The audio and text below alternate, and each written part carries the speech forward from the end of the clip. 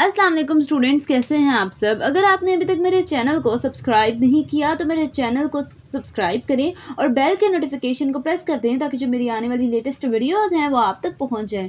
आज की जो मेरी वीडियो है इसमें सप्लीमेंट्री प्रॉब्लम नंबर 110 को एक्सप्लेन करने लगी हूँ। तो सबसे पहले क्वेश्चन की स्टेटमेंट देखते हैं। स्टेटमेंट में क्या लिखा हुआ है। Prove that 5xyz is equal to x square plus Y square plus Z square is a scalar invariant under R rotation.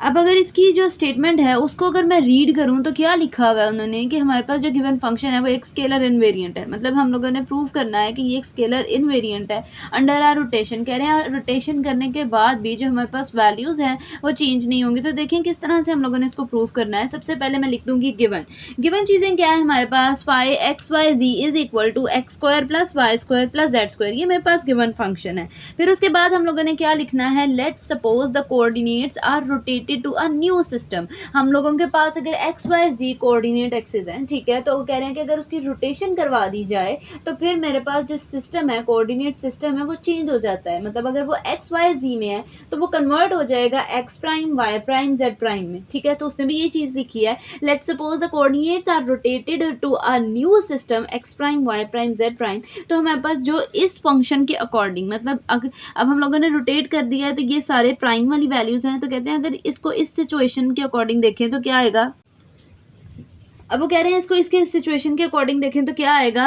Five prime आगे क्या आएगा। X prime y prime z prime is equal to x prime square plus y prime square plus z prime square. ये मेरे पास value बन जाएगी जब हम इसकी रोटेशन करवाएंगे। उसके बाद क्या लिखा हुआ है। The expression x square plus Y square plus Z square is the square of the distance from the origin. कह रहे हैं जो मेरे पास गिवन फंक्शन है 5xyz is equal to x square plus Y square plus Z square. तो वो कह रहे हैं कि हम लोगों ने मोस्टली जितने भी क्वेश्चन अभी तक पढ़े हैं ये जो वैल्यू है ये आर स्क्वायर की है, ठीक है। तो वो कह रहे हैं कि ये जो एक्सप्रेशन है ये square of the distance from the origin से लेके अगर किसी चीज़ का डिस्टेंस फाइंड आउट करना हो तो वो कह रहे हैं कि हमारे पास इसकी वैल्यू आर स्क्वायर होती है। R square is equal to x square plus Y square plus Z square के इक्वल होता है। तो उसके अकॉर्डिंग जो मेरे पास ये वाली वैल्यू है अब इसको हम लोगों ने आर स्क्वायर के इक्वल रख देना है। तो क्या आएगा। R square is equal to x square plus Y square plus Z square.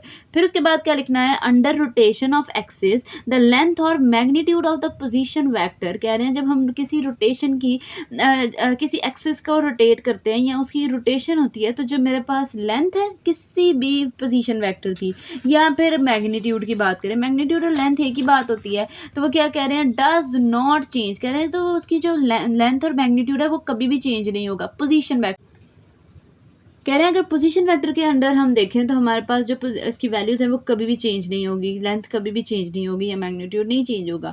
तो आगे क्या कह रहे हैं कि तो इसके अकॉर्डिंग जो आर प्राइम स्क्वायर है वो किसके इक्वल हो जाएगा। X prime square plus y prime square plus z prime square. तो वो कह रहे हैं कि जब वो कह रहे हैं कि दोनों डिफरेंट नहीं है, दोनों सेम चीज़ें हैं, तो ये किसके इक्वल आ जाएगा। X square plus Y square plus Z square के इक्वल आ जाएगा, ठीक है। तो फिर कह रहे हैं therefore five prime x prime y prime z prime is equal to, अब ये प्राइम वाली वैल्यू लिखी है वो किसके इक्वल है। सिंपल वैल्यू के और साथ 5xyz। मतलब ये है कि ये प्राइम वाली वैल्यू है और उन दोनों को वो कह रहे हैं एक ही बात है। मतलब ये दोनों इक्वल हैं। क्यों। क्योंकि जो पोजीशन वेक्टर है उसकी लेंथ और magnitude under the same rotation क्या होगा। मतलब अगर उसकी रोटेशन करवा भी दी जाए तो हमारे पास जो वैल्यूज हैं वो चेंज नहीं होंगी। आगे क्या लिखा हुआ है। Since phi has the same value before and after rotation. कह रहे हैं तो फाई की वैल्यू बिफोर रोटेशन मतलब रोटेशन से पहले और रोटेशन के बाद सेम आ गई है। तो उसने क्या लिखा है। After five prime. तो कहते हैं तो फिर अगर वो फाइव की वैल्यू सेम है तो इसको फिर इसके इक्वल रख देना है। Five prime x prime y prime z prime को